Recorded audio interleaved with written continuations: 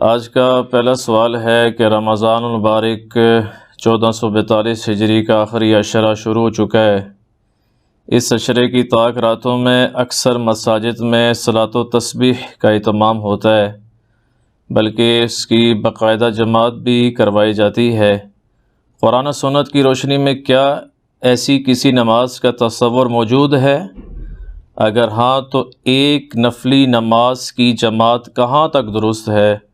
نیز صلاۃ و تسبیح سے متعلق ضروری فقہی احکام و مسائل بھی بیان کر دیں۔ دیکھیں جی، صلاۃ و تسبیح جو نماز ہے جس میں چند زائد تسبیحات پڑھی جاتی ہیں، جہاں تک اس کی صحت کا سوال ہے تو یہ حدیث الحمدللہ ڈنکے کی چوٹ پہ صحیح حدیث ہے، اس میں کوئی شک نہیں ہے۔ اور اس امت میں بڑے بڑے جو اہل سنت کے ائمہ ہیں انہوں نے اس حدیث کی تصحیح کی ہے، جن میں ٹاپ آف لسٹ امام حنیفہ رحمہ اللہ تعالیٰ کے شاگرد امام عبداللہ ابن مبارک بھی شامل ہیں، امام مسلم، امام ابو داود، امام ترمذی، امام حاکم، امام ذہبی رحمہم اللہ اجمعین۔ یہ وہ تمام پرانے ائمہ ہیں جنہوں نے اس حدیث کی صحت کو ٹھیک کہا ہے۔ اور دور حاضر میں جو بڑے بڑے محققین ہیں، جن میں شیخ البانی رحمہ اللہ تعالی، شیخ احمد شاکر اور شیخ زبیر زئی رحمہ اللہ تعالی، یہ سب وہ لوگ ہیں جو اس حدیث کی صحت کے اوپر یقین رکھتے ہیں الحمدللہ۔ بعض لوگوں نے اس کے اوپر عقلی اعتراض بھی کیا ہے کہ اس کی جو روٹین ہے وہ عام نمازوں سے چونکہ ہٹ کے ہے، اس لیے یہ نماز کی شکل سے ہٹ کر ہے۔ تو ان کی بات لاجیکلی غلط ہے، کیونکہ جامعہ ترمذی کے اندر اور سنن نبی داؤد کے اندر اللہ کے محبوب صلی اللہ علیہ وآلہ وسلم کی جو عام قیام اللیل کی نمازیں ہیں وہ بھی اسی قسم کی رپورٹ ہوئی ہیں۔ مثلاً جو ترمذی اور ابو داؤد کے اندر ایک حدیث ہے کہ اللہ کے محبوب صلی اللہ علیہ وآلہ وسلم نے قیام اللیل کیا تو آپ نے پہلی رکعت کے اندر سورۃ البقرہ تلاوت کی، اور سورۃ البقرہ آپ کو پتہ ہے آلموسٹ 2.5 پاروں پہ پھیلی ہوئی ہے۔ اس حدیث میں ہے کہ پھر آپ نے اتنا ہی رکوع کیا، اور اس رکوع میں باقاعدہ ذکر ہے کہ تسبیحات پڑھی، سبحان ربی العظیم۔ تو تسبیحات اتنی زیادہ پڑھنا کہ اس کی لینتھ سورۃ البقرہ کے برابر ہو جائے، مجھے بتائیں یہ نماز زیادہ عجیب و غریب نماز ہے یا صلاۃ و تسبیح جس میں ٹوٹل 300 دفعہ تسبیحات بنتی ہیں، وہ بھی ایک رکعت میں 75 دفعہ؟ تو یہ میں نے الزامی جواب کے طور پر، اینٹی وینم کے طور پر ایک اور صحیح حدیث کا حوالہ پیش کر دیا جو اس سے زیادہ ان کے لیے حیران کن حدیث ہے۔ اور پھر اس میں صرف رکوع نہیں ہے سورۃ البقرہ کے برابر، قومہ بھی سورۃ البقرہ کے برابر، سجدہ بھی سورۃ البقرہ کے برابر، 2 سجدوں کے درمیان بیٹھنا بھی سورۃ البقرہ کے برابر۔ تو اب دیکھیں وہ تو صلاۃ و تسبیح تو اونٹ کے منہ میں زیرہ بھی نہیں بنتا اس کے مقابلے میں۔ لہٰذا اس حدیث کے اوپر اعتراض کرنا بالکل غلط ہے اور ان لاجیکل ہے۔ یہ ایک ایکسٹراڈنری نماز ہے جس میں عام نماز سے تھوڑا سا ہٹ کر مزید تسبیحات ہیں، جس میں اوریجنل نماز اپنی جگہ پر رہتی ہے۔ اوریجنل نماز کے ساتھ ہر سٹیپ کے اوپر کچھ تسبیحات ہیں جو آپ نے پڑھنی ہیں، وہ میں انشاءاللہ بعد میں ڈیٹیل سے بتا دیتا ہوں آپ کو۔ ایک رکعت میں 75 ٹائمز اور 4 رکعتوں میں وہ ٹوٹل بن جائیں گی 300 ٹائمز انشاءاللہ تعالی۔ اور وہ 4 تسبیحات افضل ترین تسبیحات ہیں۔ سبحان اللہ، اللہ پاک ہے، الحمدللہ، تمام تعریفیں اللہ کے لیے ہیں، لا الہ الا اللہ، اللہ کے سوا کوئی معبود نہیں، اور اللہ اکبر، تمام بڑائیاں اللہ کے لیے ہیں۔ یہ بہترین کلمات ہیں۔ یہ 4 کلمات ایک ترتیب کے ساتھ ان 4 رکعتوں میں ہر رکعت میں 75 ٹائمز پڑھا جاتا ہے، اور ٹوٹل بن جاتی ہے یہ 300 ٹائمز۔ اب یہ جو تسبیحات ہیں یہ تو عموماً ہماری عام روٹین میں بھی شامل ہیں۔ صحیح بخاری اور صحیح مسلم دونوں میں یہ حدیث موجود ہے، تسبیحات فاطمہ والی حدیث۔ جو نبی صلی اللہ علیہ وآلہ وسلم نے اپنی بیٹی سیدہ فاطمہ سلام اللہ علیہا کو یہ تسبیحات رات کو سوتے وقت سکھائی تھیں. جب وہ غلام مانگنے کے لیے آئیں تو آپ علیہ السلام فرمایا اس سے بہتر یہ ہے. باقی تو بڑی دردناک حدیث ہے، میری الگ سے ویڈیوز ریکارڈڈ ہیں اس حدیث کے اوپر. بال اس میں آپ نے فرمایا 33 دفعہ سبحان اللہ، 33 دفعہ الحمدللہ اور 34 دفعہ اللہ اکبر. ایک اور حدیث ہے صحیح بخاری اور صحیح مسلم میں کہ اللہ کے محبوب صلی اللہ علیہ وآلہ وسلم نے ہر فرض نماز کے بعد یہی تسبیحات سکھائی. 33 دفعہ سبحان اللہ، 33 دفعہ الحمدللہ اور 33 دفعہ ہی اللہ اکبر.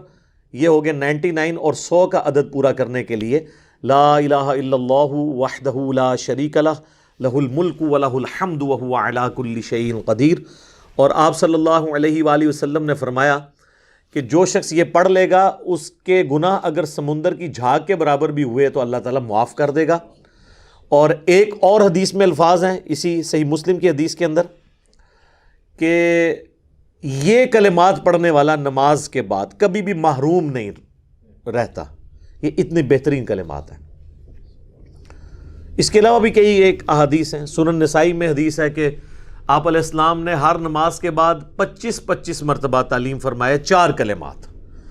25 دفعہ سبحان اللہ، 25 دفعہ الحمدللہ، 25 دفعہ لا الہ الا اللہ اور 25 دفعہ اللہ اکبر. اس میں یہ چاروں تسبیحات موجود ہیں. تو یہ 25 کر کے یہ 100 پورا بن جاتا ہے. اس کے علاوہ ایک اور حدیث ہے صحیح بخاری میں تو تعلیقاً لے کر آئے ہیں امام بخاری ایک چیپٹر کی ہیڈنگ میں، اور صحیح مسلم میں پوری سند کے ساتھ ہے کہ اللہ تعالیٰ کو سب سے محبوب کلمات یہ 4 ہیں: سبحان اللہ، الحمدللہ، لا الہ الا اللہ اور اللہ اکبر. اور ایک اور حدیث ہے صحیح مسلم میں جس میں اللہ کے محبوب صلی اللہ علیہ وآلہ وسلم نے فرمایا مجھے یہ 4 کلمات کہنا دنیا اور جو کچھ دنیا کے اندر ہے جس پہ سورج طلوع ہوتا ہے اس سے بڑھ کر محبوب ہے: سبحان اللہ والحمد للہ ولا الہ الا اللہ واللہ اکبر. اچھا، وہ جو میں نے مسلم کی حدیث بیان کی نا کہ اللہ کو بھی یہ محبوب ہے، اس میں آگے الفاظ ہیں کہ آپ صلی اللہ علیہ وآلہ وسلم نے فرمایا اس کی ترتیب میں بھی کوئی حرج نہیں، تم ترتیب بدل کر بھی پڑھو تو یہ کوئی نقصان دہ نہیں ہے. یعنی یہ ضروری نہیں ہے کہ سبحان اللہ پہلے پڑھنا ہے اور الحمدللہ جو ہے وہ دوسرے نمبر پہ نہیں. یہ 4 کلمات انڈیپینڈنٹلی اللہ تعالیٰ کو محبوب کلمات ہیں الحمدللہ.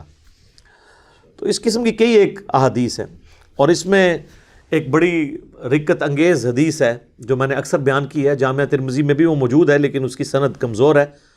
صحیح سند اس کی سنن نسائی الکبریٰ کے اندر ہے کہ نبی صلی اللہ علیہ وآلہ وسلم کی ایک کزن تھی سیدنا علی کی بڑی بہن ام ہانی رضی اللہ تعالی عنہا وسلام اللہ علیہا. وہ بوڑھی تھیں، وہ آپ سمجھ لیں نبی علیہ السلام کے لیے ایک بڑی بہن کی جگہ تھی. تو نبی علیہ السلام ان کو ملنے کے لیے گئے تو انہوں نے کہا کہ میں بہت بوڑھی ہو چکی ہوں، مجھ سے کوئی زیادہ اذکار تو ہوتے ہی نہیں، مجھے آپ کوئی مختصر سا وظیفہ بتائیں، بس میں وہ کر لیا کروں اور مجھے ہر وظیفے سے وہ کفایت کر جائے. تو آپ نے یہی 4 کلمات سکھائے اور اس میں جو فضیلت ہے نا، میرے علم کی حد تک ذخیرہ احادیث میں کسی بھی عمل کی اتنی فضیلت رپورٹ نہیں ہوئی. آپ نے فرمایا 100 دفعہ سبحان اللہ روزانہ پڑھ لو، یہ ایسا ہے گویا کہ تم نے 100 غلام آزاد کر دیے. اندازہ کریں، یعنی اگر آپ ایک روزہ توڑیں نا، بخاری مسلم میں آتا ہے، تو اس کے بدلے پھر آپ کو ایک غلام آزاد کرنا ہوتا ہے، اور غلام نہ آزاد کر سکیں تو 60 مسلسل روزے. تو ایک غلام آزاد کرنا گویا 60 روزے رکھنے کے برابر ہے. اور 100 غلام 60 6000 بن گیا، 6000 روزوں کے برابر. اور پھر فرمایا کہ 100 دفعہ پڑھ لو الحمدللہ، گویا تم نے 100 گھوڑے اللہ کی راہ میں جہاد کے لیے بھیج دیے. 100 دفعہ پڑھ لو اللہ اکبر، تو گویا تم نے 100 اونٹ اللہ کی راہ میں نحر کر دیے. 100 اونٹ، ایک اونٹ کی قیمت کتنی ہے؟ پاکستانی 1.5-2 کروڑ روپیہ بن جاتا ہے 100 اونٹوں کا. اگر 1.5 یا 2 لاکھ روپے آپ لگائیں تو 1.5 سے 2 کروڑ روپیہ بن جاتا ہے اللہ کی راہ میں صدقہ. اور آپ نے فرمایا کہ 100 دفعہ لا الہ الا اللہ پڑھو. تو سر لا الہ الا اللہ کا تو مقابلہ کوئی نہیں کر سکتا. فرمایا زمین و آسمان میں جتنی جگہ ہے نا، یہ سب کی سب بھر دے گا ثواب سے 100 دفعہ لا الہ الا اللہ پڑھنا. تو یہ چاروں کلمات اکٹھے صلاۃ و تسبیح کے اندر موجود ہیں. اس سے بڑی صلاۃ و تسبیح کی کیا فضیلت ہو سکتی ہے؟ الحمدللہ. اب وہ آ جائیں آپ اس حدیث کی طرف جو سنن نبی داؤد میں صحیح سند کے ساتھ موجود ہے. یہ حدیث جامعہ ترمذی کے اندر موجود ہے. یہ حدیث المستدرک للحاکم کے اندر موجود ہے. اور یہ حدیث آپ کو مشکات المصابیح، جسے میں نے انسائکلوپیڈیا آف حدیث ڈکلیئر کیا ہے، اس کے اندر بھی آپ کو صلاۃ و تسبیح کے اوپر پورا چیپٹر ہے، اس میں یہ حدیث مل جائے گی. اس کو ورڈ بائی ورڈ پڑھنے میں ہی مزہ ہے. اچھا، یہ حدیث سنن ابن ماجہ میں بھی ہے، اور اس حدیث کو میں نے پہلے بتایا کہ امام مسلم نے بھی صحیح کہا، ان کے شاگرد نے ان سے نقل کیا ہے. امام ابو داؤد نے صحیح کہا، امام حاکم نے صحیح کہا، امام ذہبی نے ان کی موافقت کی ہے، شیخ البانی نے، شیخ احمد شاکر نے، اور شیخ زبیر لیزئی رحمہم اللہ اجمعین، سب نے اس حدیث کو صحیح کہا ہے. یہ ورڈ بائی ورڈ. ابن عباس رضی اللہ تعالیٰ عنہما سے روایت ہے کہ نبی صلی اللہ علیہ وآلہ وسلم نے اپنے چچا عباس بن عبد المطلب سے فرمایا، اے چچا جان، کیا میں آپ کو کچھ عطا نہ کروں؟ کیا میں آپ کو کچھ عنایت نہ کروں؟ کیا میں آپ کو کوئی خبر نہ دوں؟ کیا میں آپ کو 10 خصلتیں عطا نہ کروں کہ جب آپ ان پر عمل کریں تو اللہ تعالیٰ آپ کے اگلے پچھلے، قدیم اور جدید، بھول کر کیے گئے یا جان بوجھ کر کیے گئے، چھوٹے یا بڑے، پوشیدہ اور ظاہر، تمام گناہ معاف فرما دے گا. سبحان اللہ. یہ سارے کے سارے گناہ. اچھا، اس میں بعض لوگ اعتراض کرتے ہیں کہ یہ اگلے پچھلے تو بھی اگلے تو چلے ہو چکے، جو پیچھے ہونے وہ تو بھی کیے نہیں ہیں. یہ محاورتاً بات ہوتی ہے. اگلے پچھلے سے مراد ہے سارے. اب جن کو عربی لنگوسٹک سے واقفیت نہیں ہے، ہم اپنے محاورے میں بھی اس قسم کی کئی باتیں کر دیتے ہیں نا، تو اس میں کوئی ایشو نہیں ہے. اور وہ پھر آپ نے فرمایا وہ 10 خصلتیں کیا ہیں؟ وہ نماز میں جو 10 چیزیں تھیں وہ آپ نے گنوائی. وہ یہ کہ آپ 4 رکعت نماز پڑھیں، ہر رکعت میں سورہ فاتحہ اور کوئی دوسری سورت پڑھیں. جب آپ پہلی رکعت میں قرات سے فارغ ہو جائیں اور ابھی قیام میں ہوں تو 15 دفعہ پڑھیں سبحان اللہ والحمد للہ ولا الہ الا اللہ واللہ اکبر. یہ پڑھ لیں. پھر رکوع کریں اور رکوع میں یہی تسبیحات 10 دفعہ. پھر رکوع سے سر اٹھا کر یہی تسبیحات 10 دفعہ. پھر سجدہ کریں، سجدے میں 10 دفعہ. پھر 2 سجدوں کے درمیان جب بیٹھیں اس میں 10 دفعہ. پھر دوسرا سجدہ کریں اس میں 10 دفعہ. اور پھر دوسرا سجدہ کرنے کے بعد بیٹھ کر بھی 10 دفعہ. اس میں جلسہ استراحت بھی آ گیا ہے. اس حدیث سے بھی جلسہ استراحت ثابت ہوتا ہے. وہ صحیح بخاری کی تو حدیث ہے نا 6251، جو ایک صحابی نے بڑی تیز نماز پڑھی تھی تو آپ نے فرمایا سکون سے پڑھ. تو اس میں آپ نے کیا فرمایا تھا؟ جب تو دوسرا سجدہ کر پھر دوبارہ بیٹھ جا اور پھر دوسری رکعت کے لیے کھڑا ہو. اس میں تو صحیح بخاری کی حدیث میں ثابت ہوتا ہے. اس میں بھی حدیث میں صلاۃ و تسبیح والے طریقے میں بھی جلسہ استراحت ثابت ہو جاتا ہے الحمدللہ.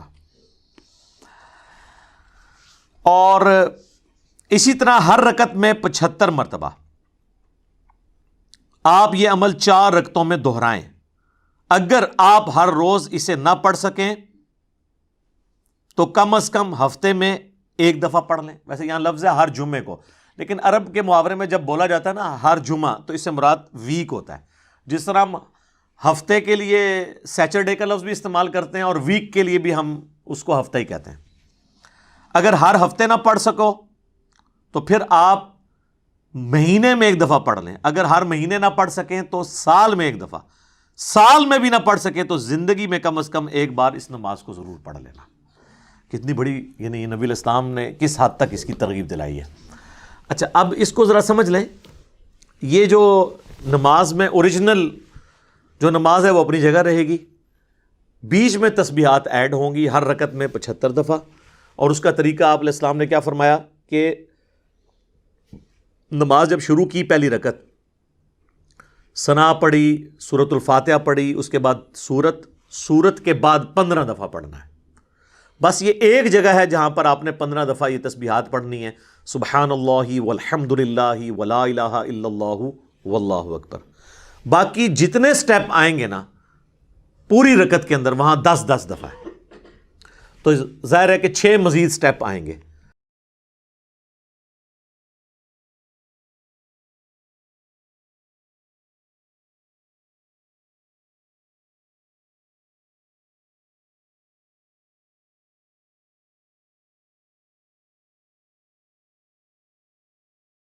تو یہ 75 دفعہ بن جائے گا. پھر جب دوسری رکعت کریں گے تو دوسری رکعت میں بھی قرات سے فارغ ہونے کے بعد 15 دفعہ، باقی ہر سٹیپ پر 10 دفعہ. لیکن دوسری رکعت میں آپ کو پتا ہے کہ دوسرے سجدے کے بعد جب بیٹھتے ہیں نا تو پھر آپ تشہد پڑھتے ہیں، تو وہاں پہ آپ پہلے تشہد پڑھیں گے، اس کے بعد یہ تسبیحات پڑھیں گے. چوتھی رکعت میں بھی پہلے آپ تشہد پڑھیں گے، درود شریف وہ سارا پڑھنے کے بعد یہ پڑھنا ہے تاکہ اوریجنل نماز اپنی جگہ رہے. رکوع میں بھی سجدے میں بھی سبحان ربی العظیم اور سبحان ربی الاعلیٰ کے بعد اسے پڑھنا ہے. ربنا لک الحمد کہنے کے بعد اسے پڑھنا ہے. اوریجنل نماز اپنی جگہ رہے گی. اور یہ کچھ فقہی احکام و مسائل تھے جو جامعہ ترمذی میں جب امام ترمذی اس حدیث کو لے کر آئے ہیں تو انہوں نے عبداللہ ابن مبارک سے جو امام حنیفہ رحمہ اللہ کے شاگرد ہیں یہ سارے مسائل نقل کیے ہیں کہ ان سے کاؤنٹر کوسچن ہوا کہ جب یہ نماز ہم پڑھیں گے تو ہم نے سبحان ربی العظیم کے بعد پڑھنا ہے یا پہلے؟ تو انہوں نے کہا سبحان ربی العظیم اپنی جگہ پڑھنا ہے، اس کے بعد اسے پڑھنا ہے. اوریجنل نماز اپنی جگہ رکھنی ہے، اس کے بعد پڑھنا ہے. پھر ایک سوال ان سے ہوا کہ اگر ہمیں اس میں کوئی غلطی لگ جائے اور سجدہ صاحب واجب ہو جائے تو سجدہ صاحب کے جو 2 سجدے کرنے ہیں ان میں جو 2 بیچ میں آ جانے جلسے بھی ان میں بھی سب میں پڑھنا ہے. تو انہوں نے کہا نہیں، وہ سجدہ صاحب عام سجدہ صاحب کی طرح ہوگا، اس لیے کہ ہر رکعت میں 300 سے زیادہ دفعہ نہیں پڑھنا. تو سجدہ صاحب میں اگر آپ پڑھیں گے تو 300 سے کراس کر جائے گا. تو اس میں سجدہ صاحب جو ہوگا وہ عام سجدے کی طرح ہی ہوگا. یہ نہیں ہے کہ سجدہ صاحب کیا ہے تو اس کی بھی تسبیحات کے بعد 10 دفعہ پھر 2 سجدوں کے درمیان بیٹھ کے، وہاں ایسا نہیں ہوگا. اچھا، پھر ان سے یہ پوچھا گیا کہ یہ ہم 4 اکٹھی پڑھیں یا 2 کر کے؟ تو عبداللہ بن مبارک نے فرمایا کہ میں یہ پسند کرتا ہوں کہ رات کے وقت اگر میں اسے پڑھ رہا ہوں تو 2 کر کے پڑھوں، اور دن کے وقت بھی پسند یہی کرتا ہوں کہ 2 کر کے پڑھوں. البتہ دن کو پڑھوں تو 4 رکعت اکٹھی پڑھنے میں بھی حرج نہیں. یعنی انہوں نے کہا یہ پسندیدہ ہے کہ 2 کر کے پڑھیں، اور سنت بھی یہی ہے، افضل بھی یہی ہے، اور اس میں تھکاوٹ بھی نہیں ہوگی اور آپ رکعتیں بھولیں گے بھی نہیں. ورنہ صلاۃ و تسبیح میں اگر رکعت بھول جائے اور پھر آپ کام کی طرف جائیں تو ظاہر ہے وہ تو اتنی لمبی ہو جائے گی. تو افضل ہے 2 رکعت. صحیح بخاری اور مسلم دونوں میں حدیث ہے، نبی علیہ السلام کی رات کی نماز 2 رکعت ہوا کرتی تھی، اور اینڈ پہ آپ 1 رکعت پڑھ کر اس ساری کو طاق بنا لیتے تھے. اچھا، اس سے تو پتہ چلا کہ رات کی جتنی نفلی نمازیں ہیں، نفل نماز سے مراد ہے ادر دین فرض، اس میں سنت موقدہ بھی آتے ہیں، اس میں وطر بھی آتے ہیں، اس میں آج کل جو رمضان کا قیام اللیل ہے یہ دیکھیں آپ، تراویح جسے ہم کہتے ہیں، یہ بھی 2 کر کے ہوتا ہے. ایک ابو داؤد میں حدیث ہے کہ نبی علیہ السلام نے فرمایا دن اور رات کی نفلی نماز 2 رکعت ہے. یعنی دن کو بھی آپ نے جو 4 سنتیں اگر زور کی پڑھنی ہے یا عصر کی پڑھنی ہے تو 2 کر کے پڑھنی ہے. البتہ دن میں جواز موجود ہے، کیونکہ المصنف ابن ابی شیبہ میں اور المصنف عبد الرزاق میں صحیح سند سے ہے کہ عبداللہ ابن عمر رضی اللہ تعالیٰ عنہما صحابی ہیں جو ان احادیث کے راوی بھی ہیں، وہ جو دن کی سنتیں تھیں نا وہ اکٹھی بھی 4 رکعت پڑھ لیا کرتے تھے. ظہر کی 4 سنتیں اور عصر کی 4 سنتیں، یعنی ان کی عادت میں شامل تھا. تو چونکہ صحابہ سے ثابت ہو جائے تو ہم اسے بالکل سنت کے مطابق سمجھتے ہیں. تو دن کے وقت ایسے کیا جا سکتا ہے. بہرحال یہ صرف اجازت ہے، پریفریبل ہے 2 رکعت، عام حالت میں بھی اور صلاۃ و تسبیح میں بھی. بعض اوقات لوگ یہ پوچھتے ہیں کہ جی اب تشہد جب کریں تو پہلے ہم تسبیحات پڑھیں یا تشہد پڑھیں؟ تو وہاں پہ بھی وہی رول لگے گا کہ پہلے تشہد پڑھیں گے، اس کے بعد آپ تسبیحات پڑھیں گے، چاہے درمیان والا تشہد ہو چاہے آخر والا. چونکہ یہ نفلی نماز ہے، نفلی نماز میں تو ایگریڈ اپان ہے کہ درمیان والا تشہد پورا ہی پڑھنا چاہیے. اگر 4 اکٹھی پڑھ رہے ہیں 2 کر کے کریں گے تو تب تو ویسے ہی پورا پڑھیں گے.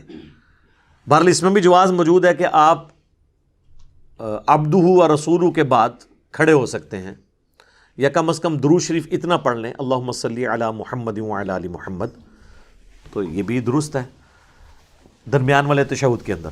تو بہتر یہ ہے کہ اسے آپ 2 رکعتیں کر کے پڑھیں. اب رہ گیا مسئلہ کہ یہ یاد کیسے رکھنا ہے. یعنی کوئی آپ نے کوئی تسبیح ہاتھ میں پکڑنی ہے تو بڑا آسان طریقہ ہے، اپنی انگلیوں کو یوں دبا کے آپ یاد رکھ سکتے ہیں. ایک جگہ ہی 15 دفعہ پڑھنا ہے نا صرف قیام میں، باقی تو ہر جگہ 10 دفعہ. میں رکوع میں اگر گھٹنے پہ ہاتھ رکھا ہوں تو میں پہلی دفعہ جب پڑھوں تو یہ انگلی دبا دوں ہلکی سی، یہ یوں یوں چلتے چلتے یہ 5 ہو گئی، پھر اس طرف یہ. تو اس میں آپ الٹے ہاتھ کو بھی شامل کریں. وہ جو حدیث پیش کرتے ہیں نا یہ ابو داؤد سے کہ نبی علیہ السلام دائیں ہاتھ پہ شمار کرتے تھے، وہ روایت اعمش کی تدلیس کی وجہ سے ضعیف ہے.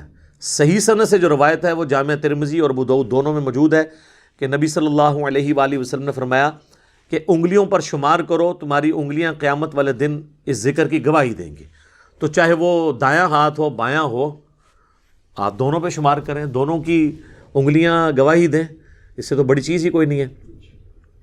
تو یہ صلاۃ و تسبیح کے حوالے سے کچھ چند ایک جو ضروری مسائل تھے وہ میں نے ساتھ ساتھ ڈسکس کر دیے. اس کے علاوہ بھی کچھ چیزیں ہیں جو لوگ پوچھ رہے ہوتے ہیں. مثال کے طور پر وہ کہتے ہیں کہ جی ہم اس کی جماعت کروا لیں، جو آپ نے سوال میں بھی پوچھا تھا. تو جماعت، نفلی نماز کی جماعت اعلانیہ کرنا یہ تو فقہ حنفی کے تحت بھی مکروہ ہے. خود اعلیٰ حضرت نے فتاویٰ رضویہ میں اسے مکروہ لکھا ہے کسی نفلی نماز کو اعلانیہ جماعت کے ساتھ پڑھنا، کیونکہ اس میں تو فرض کے ایکویلنٹ آپ اس کو ایک اہمیت دے رہے ہوں گے، تو یہ تو غلط ہے. ویسے نفل کی جماعت کروانا درست ہے، جس طرح اب صلاۃ و تسبیح کو تو چھوڑ دیں، آپ قیام اللیل ہے، نماز تراویح یہ بھی نفلی نماز ہے لیکن اس کی جماعت ہوتی ہے. اس کے علاوہ بھی کسی نفلی نماز کی اگر اعلان کے بغیر جماعت ہو، چند لوگ بیٹھے ہیں اور اسی وقت وہ ڈیسائیڈ کریں کہ ہم ایک نفلی نماز پڑھ لیتے ہیں، اشراق کی، تہجد کی، کوئی بھی، تو پڑھ لیں. صحیح بخاری اور مسلم دونوں میں موجود ہے. انس بن مالک کہتے ہیں کہ نبی علیہ السلام ہمارے گھر ایک دفعہ تشریف لائے تو آپ علیہ السلام نے ہمارے گھر میں خیر و برکت کے لیے فرض کے علاوہ 2 رکعتیں نفل پڑھائیں اور ہم نے جماعت کے ساتھ آپ کے پیچھے نماز پڑھ لی. اسی طرح ایک اور صحابی ہیں اتبان بن مالک، جو کہتے ہیں کہ میں یا رسول اللہ بڑی دور سے آتا ہوں، جب بارش ہوتی ہے، یہ بھی حدیث بخاری مسلم میں ہے، تو مدینہ کے ندی نالے بہہ نکلتے ہیں، اور آپ اگر میرے گھر تشریف لے آئیں اور 2 رکعت آپ پڑھ دیں وہاں پر، تو میں اسے اپنا مصلی بنا لوں گا. تو نبی علیہ السلام پھر ان کے گھر تشریف لے گئے اور وہاں جا کے آپ نے عام نفلی نماز جماعت کے ساتھ پڑھائی، گھر والوں نے پیچھے پڑھی، اور وہ مصلی اتبان بن مالک نے اپنا بنا لیا. یہ حدیث بھی اس بات کا ثبوت ہے کہ عام حالت میں بھی آپ جو نفل نماز ہے اس کی جماعت کروا سکتے ہیں. باقی جو صلاۃ و تسبیح ہو رہی ہوتی ہے رمضان کی راتوں میں یا شب برات کی رات میں یا 10 محرم کی رات میں، اعلانیہ خصوصاً بریلوی مکتب فکر میں لوگ وہ 1 ہفتہ پہلے ہی بینر لگنے شروع ہو جاتے ہیں کہ فلاں تاریخ کو اتنے بجے رات کے 1:30 بجے 2 بجے جماعت سے ادا کی جائے گی. یہ بالکل بدعت ہے، یہ فقہ حنفی کے نزدیک بھی مکروہ ہے. اس طریقے سے اعلانیہ نماز نفلی نہیں کروائی جا سکتی. ہم نفل کے فی نفسی جماعت کے خلاف نہیں ہیں، اس اعلانیہ جماعت کروانے کے خلاف ہیں، اور یہ دین کے اندر ایک ایگزیجریشن ہے، ایک بدعت ہے جو ان لوگوں نے داخل کر دی ہے. باقی آپ انڈیویجول پڑھیں، جب مرضی پڑھیں، روزانہ پڑھیں، ہفتے میں 1 دفعہ پڑھ لیں، مہینے میں 1 دفعہ، رمضان میں سال میں 1 دفعہ پڑھ لیں، اور زندگی میں تو 1 دفعہ ضرور پڑھیں، نبی علیہ السلام نے فرمایا. تو رمضان شریف میں ذرا آئیڈیل موقع ہے، خصوصاً جو لوگ اعتکاف بیٹھے ہیں، کم از کم 10 کی 10 راتیں وہ پڑھ لیں اپنی لادہ سے جماعت کروانے کی ضرورت نہیں. اور نہیں تو طاق راتوں میں ضرور اہتمام کریں، یہ کوئی مشکل کام نہیں ہے. اتنی بڑی فضیلت اس نماز کی، اور اللہ تعالیٰ اس نماز کی برکت سے اگلے پچھلے یعنی سارے گناہ، چھوٹے بڑے، ظاہر پوشیدہ، جان بوجھ کے کیے یا انجانے میں ہوئے، یہ ساری نبی علیہ السلام نے ایک ایک چیز گنوا کے کہا کہ اللہ تعالیٰ معاف فرما دے گا. تو یہ بہت بڑی فضیلت ہے، میرا خیال ہے بہت بڑی محرومی ہے اگر کوئی اس نماز کو نہیں پڑھتا. باقی اس میں جو میں نے بتایا کہ ہو سکے تو ہر جمعے کو یعنی ہر ہفتے کو پڑھ لو. بعض لوگ اس میں یہ کہتے ہیں کہ جمعے والے دن مخصوص نہ کریں، کیونکہ صحیح مسلم میں ایک حدیث ہے کہ نبی صلی اللہ علیہ وآلہ وسلم نے جمعے کے دن یا جمعے کی رات کو عبادت کے لیے مخصوص کرنے سے منع فرمایا ہے. تو وہ اس کیٹیگری میں فال نہیں کرے گی، اس لیے کہ جب نبی علیہ السلام نے اس کی اجازت دے دی نا کہ ہفتے میں 1 دن پڑھ لو، تو آپ اپنے انتظامی طور پہ کوئی بھی دن وہ رکھ سکتے ہیں، خواہ جمعے کا دن ہی کیوں نہ ہو.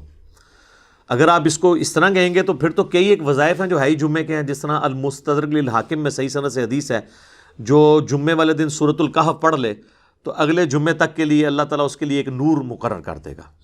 اسی طریقے سے ابو داؤد میں حدیث ہے کہ جمعے کا دن یوم مشہود ہے، اس دن آدم علیہ السلام پیدا ہوئے، اس دن وہ فوت ہوئے، اور اس دن قیامت قائم ہوگی. اور تم اس دن کثرت سے مجھ پہ درود شریف پڑھو، تمہارا درود مجھ پر پیش کیا جائے گا، اللہم صلی علی محمد وعلی آل محمد۔ تو ایک صحابی نے بڑی جرأت کر کے عرض کی کہ یا رسول اللہ جب آپ مر جائیں گے اور آپ کی ہڈیاں مٹی میں مل جائیں گی، سر دیکھیں اس وقت کوئی 295C نہیں تھی سوال کرنے کے اوپر، ورنہ تو آپ دیکھتے وہاں پہ کیا ہو جاتا۔ یعنی علم حاصل کرنے کے لیے چیزیں پوچھی جا سکتی، تو آپ نے اس کے سوال کے جواب میں فرمایا کہ اللہ تعالیٰ نے حرام کر دیا ہے مٹی کے لیے کہ وہ انبیاء کے جسموں کو کھائے، مجھ پہ تمہارا درود اس وقت بھی پیش ہوگا۔ بڑی بات ہے۔ ان اللہ حرم علی الارض ان تأکل اجساد الانبیاء، بے شک اللہ تعالیٰ نے حرام کر دیا ہے مٹی کے لیے کہ وہ نبیوں کے جسم کو کھائے۔ تو اس صحابی کے سوال کرنے کی برکت سے اتنا بڑا جواب بھی آ گیا، امت تک عقیدہ بھی حیات النبی کا پہنچ گیا۔ لیکن یہ حیات النبی برزخی ہے، اس کا نبی اسلام کا جسم مبارک جو سلامت ہے تو وہ دنیاوی زندگی اس سانس کے ساتھ نہیں ہے، بلکہ یہ آخرت کی زندگی کے ساتھ ہے، دنیا کی زندگی کے ساتھ نہیں ہے، الحمدللہ۔ اچھا، اس میں بعض اوقات یہ بھی ہو جاتا ہے کہ کوئی شخص یعنی رکوع کے بعد کھڑا ہوا، قومے میں 10 دفعہ پڑھنا بھول گیا، آپ سجدے میں چلا گیا، اسے یاد آیا کہ وہ قومے والا تو رہ گیا تھا، تو پھر آپ سجدے میں 20 دفعہ پڑھ لیں۔ اگر چونکہ ایک رکعت میں آپ نے 75 دفعہ پورا کرنا ہے اور 4 رکعتوں میں 300 دفعہ پورا کرنا ہے، تو اگر کسی ایک رکن میں آپ 10 دفعہ پڑھنا بھول گئے تو اس سے اگلے والے رکن میں اس کو 20 دفعہ پڑھ لیں تاکہ وہ گنتی پوری ہو جائے۔ سجدہ سہو سے اس کا ازالہ نہیں ہوگا، کیونکہ 300 کا عدد آپ نے 4 رکعتوں میں اس حالت میں کہ ہر رکعت میں 75 دفعہ یہ پورا کرنا ہے۔ اچھا، جامعہ ترمذی میں صلاۃ و تسبیح کا ایک اور طریقہ بھی آیا ہے جو اکثر ہمارے بریلوی اور دیوبندی بھائی پیش کرتے ہیں، حنفی، اس میں قیام کے اندر 25 دفعہ ہے، لیکن وہ طریقہ مرفوع نہیں ہے، وہ عبداللہ ابن مبارک نے بیان کیا ہے، اور ظاہر عبداللہ ابن مبارک رحمہ اللہ تعالیٰ تو تبع تابعین میں سے ہیں۔ بہرحال میں وہ بیان کر دیتا ہوں جامعہ ترمذی میں، اس میں یہ ہے کہ آپ نے ثنا، اس میں عبداللہ ابن مبارک نے ثنا بھی وہی بیان کی، سبحانک اللہم و بحمدک و تبارک اسمک و تعالی جدک و لا الہ غیرک۔ اس کے بعد آپ نے پڑھنا ہے 15 دفعہ، پھر سورۃ الفاتحہ اور سورت پڑھنے کے بعد 10 دفعہ، تو یہ ہو گیا 25۔ اور اس کیس میں پھر آپ جو جلسہ استراحت میں 10 دفعہ پڑھتے ہیں نا، وہ سکپ ہو جائے گا، تو پھر 25 پورا ہو جائے گا۔ تو یہ طریقہ بھی ہمارے سلف سے ثابت ہے، اور اس میں بھی جلسہ استراحت کی کوئی نفی نہیں ہے۔ عام نماز میں بھی جلسہ استراحت صرف نماز کی سپیڈ کو کنٹرول کرنے کے لیے، نماز میں سکون کے لیے ہوتا ہے۔ عام جلسہ استراحت میں کیا ہم تسبیحات پڑھتے ہیں؟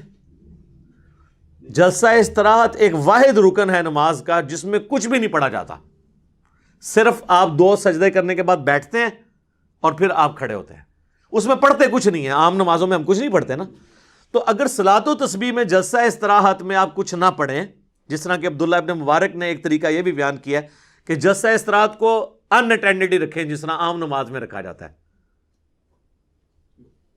اور قیام میں آپ 25 دفعہ کر لیں، اور وہ یوں کہ فاتحہ سے پہلے 15 دفعہ اور قرات کے بعد 10 دفعہ۔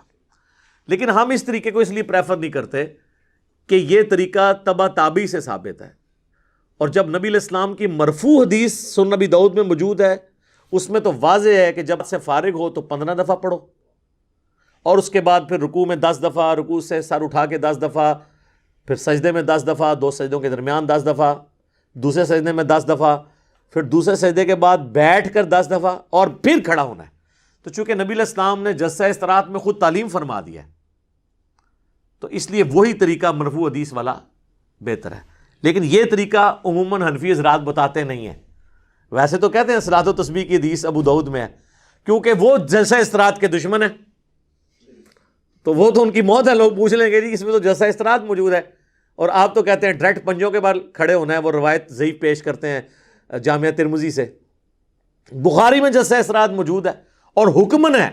جب اس صحابی نے تیز نماز پڑھی تو آپ نے فرمایا نماز سکون سے پڑھ، اور اس طرح پڑھ، اور اس میں آپ نے کہا جب تو دوسرا سجدہ کر پھر بیٹھ اور پھر اگلی رکعت کے لیے کھڑا ہو۔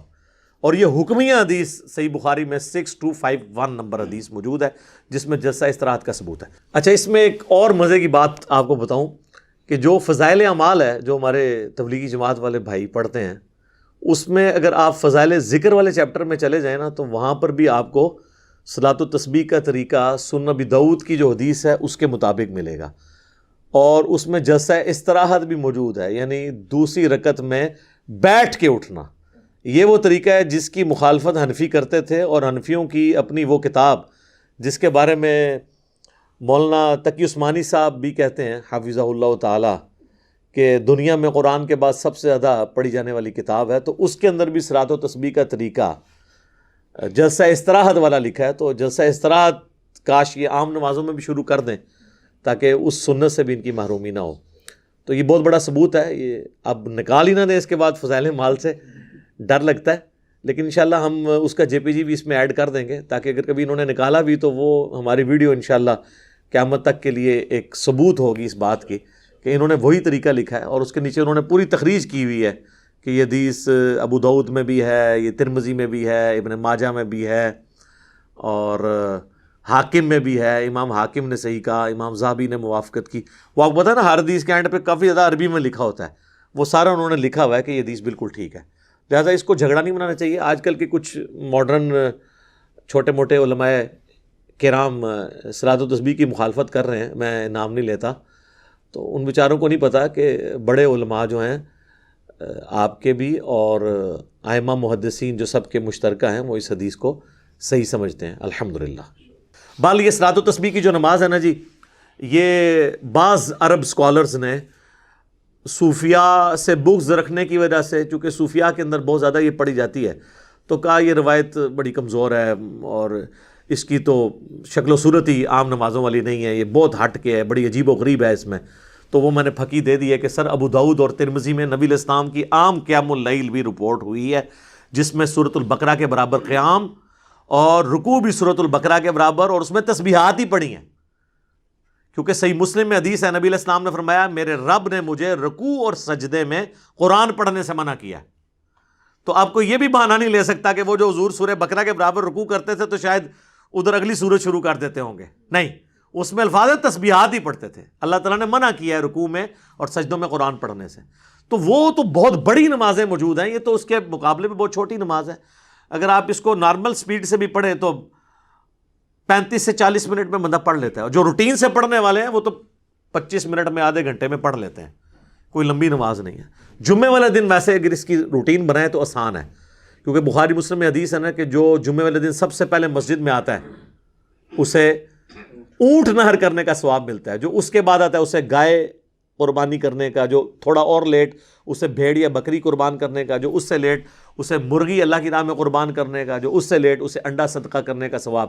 اس کے بعد فرشتے رجسٹر بند کر دیتے ہیں، اور اس میں الفاظ ہیں کہ جب تم جلدی آؤ مسجد میں پھر جتنا اللہ توفیق دے اتنی نماز پڑھو، 2 رکعت پڑھیں، 4 پڑھیں، 6 پڑھیں، 100 پڑھ لیں، صلاۃ و تسبیح پڑھ لیں، جتنا بھی اللہ توفیق دے۔ لیکن بخاری مسلم میں ہے جب خطیب ممبر پہ بیٹھ جائے پھر 2 رکعت سے زیادہ نہیں پڑھنی، اور جمعے کے بعد آپ نے کتنی پڑھنی ہے؟ وہ 4 رکھتے ہیں۔ صحیح مسلم میں حدیث ہے جس نے جمعے کے بعد نماز پڑھنی وہ 4 رکھتے پڑھے، بہتر ہے 2 کر کے پڑھے، اکٹھی بھی 4 پڑھ سکتا ہے، وہ میں نے بتایا صحابہ کرام سے الحمدللہ ثابت ہے۔ تو یہ صلاۃ و تسبیح ڈنکے کی چوٹ پہ بالکل ٹھیک ہے، اور یہ وہ نماز ہے کم از کم 1 درجن علماء اور بڑے بڑے محققین نے صلاۃ و تسبیح کے دفاع پہ پورے کتابچے لکھے ہیں، اور اس سے بڑی کیا بات ہوگی کہ امام مسلم، امام ابو داؤد، امام ترمذی، امام عبداللہ بن مبارک، امام حاکم، امام ذہبی، اتنے بڑے بڑے ائمہ اس کی تصحیح کر رہے ہیں، اور دور حاضر میں جو بڑے کرٹک ہیں حدیث کی فیلڈ کے، شیخ زبیر لزئی، شیخ البانی، شیخ احمد شاکر رحمہم اللہ اجمعین، یہ سب لوگ اس حدیث کو صحیح سمجھتے ہیں، اور ان کی تحکیم آپ کو اویلیبل ہے۔ انشاءاللہ ہماری جب یہ ویڈیو اپلوڈ ہوگی ہم ایک حوالہ ساتھ لگا دیں گے تاکہ آپ لوگوں کے لیے آسانی ہو حدیث کا نمبر ڈھونڈنا اور اس کو کاؤنٹر ویریفائی کرنا، تو انشاءاللہ تعالیٰ آپ کو پتہ چل جائے گا کہ یہ ہر ایک چیز بلیک اینڈ وائٹ میں اللہ کے فضل سے موجود ہے۔ اللہ تعالیٰ سے دعا ہے جو حق بات میں نے کہی اللہ تعالیٰ ہمارے دلوں میں راسخ فرمائے. اگر جذبات میں میرے منہ سے کوئی غلط بات نکل گئی تو اللہ تعالیٰ ہمارے دلوں ہی سے محو کر دے, ہمیں معاف بھی فرما دے, ہمیں کتاب و سنت کی تعلیمات پر عمل کر کے دوسرے بھائیوں تک پہنچانے کی توفیق عطا فرمائے. سبحانک اللہم و بحمدک اشہد ان لا الہ الا انت استغفرک و اتوب الیک وما علینا الا البلاغ المبین. جزاکم اللہ خیرا.